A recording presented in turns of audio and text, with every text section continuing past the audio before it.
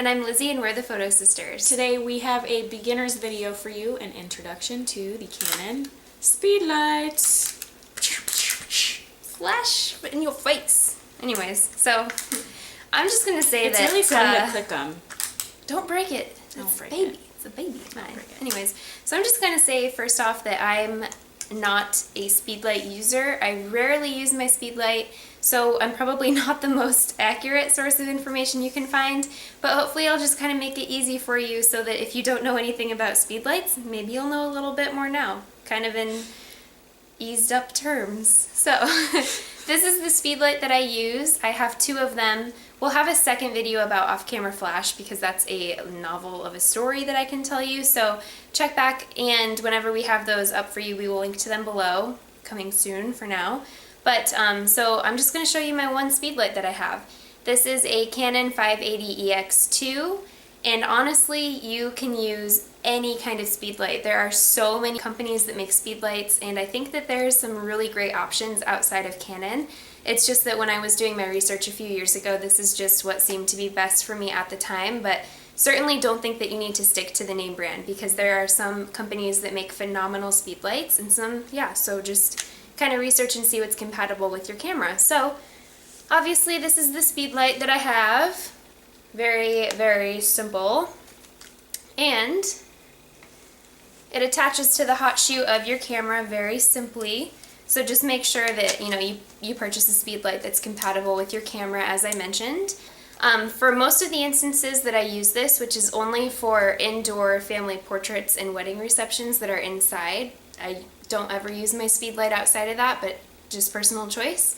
If I'm inside of a room, I will always point my Speedlight up so that it bounces off of the ceiling or off of walls. And sometimes you kind of have to play around with it and move it into different angles to see how it bounces differently. It's just a personal choice, and kind of so much of it depends on your scenario and the colors of the walls and what you can bounce it off of. So it just requires a lot of practice and trial and error. I will say that the easiest way to use a Speedlight is to put the mode into the... Using these buttons back here. Using the buttons on the back to put it into ETTL mode. And depending on the flash, that mode might be called something completely different, but it's basically the auto setting for the flash. That's going to kind of, go off of your camera settings and give you the flash power that it thinks that it needs.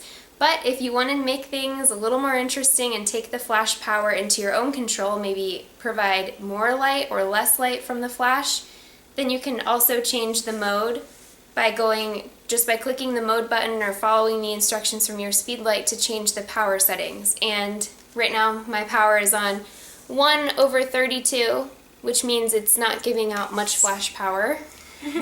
So the numbers just are like, 1/32, it's 1/32 power. 1/1 would be full power, and then, it kind of decreases from there to give you less power. Mine goes all the way to 1/128, which would be the smallest amount of power, just giving me a little bit of light.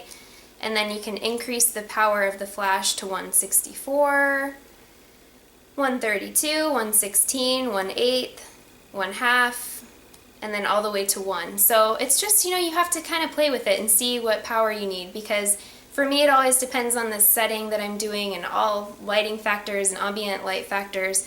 So it just requires a lot of practice and error, and I'm just telling you guys what I know and hopefully making it simple so that you can play around with your Speedlight. We let the Speedlight do the work. Yeah, so we'll let you guys know how we deal with our off-camera flash setup and adding additional Speedlights if that's your thing.